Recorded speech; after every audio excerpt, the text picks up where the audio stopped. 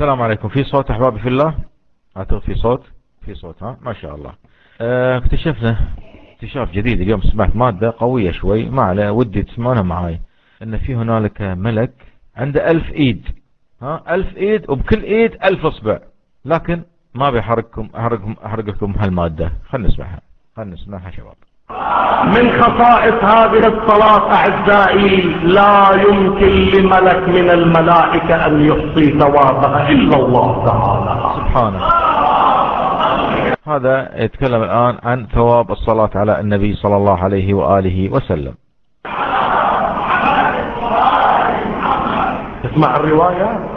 يقول صلى الله عليه وآله: ليلة المعراج وصلت إلى قاب قوسين أو أدنى.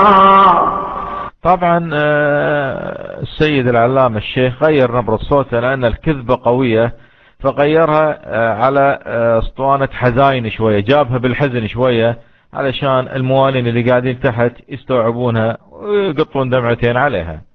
اسمع اقرأ لك هاي الرواية بهاي الطريقة: فرأيت ملكا له 1000 يد وفي كل يد 1000 اصبع يحصي. لحظة خلي الشباب يسمعون الكذبة هذه. لحظة شوي بابا.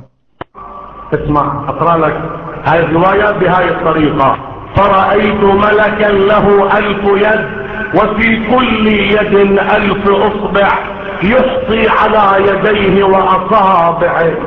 فقلت: يا جبريل من هذا الملك؟ فقال: يا محمد صلوا عليه وآله بأعلى أصواتكم.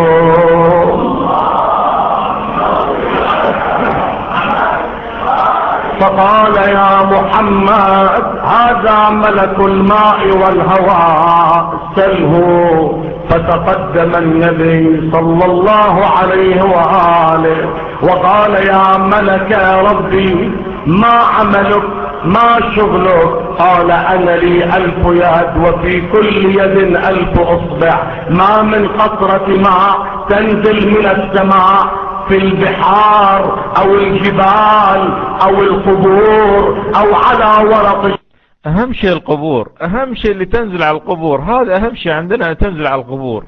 تنزل من السماء في البحار أو الجبال أو القبور أو على ورق الشجار، إلا وأعلم تلك النقطة أين نزلت وأين استقرت يا رسول الله.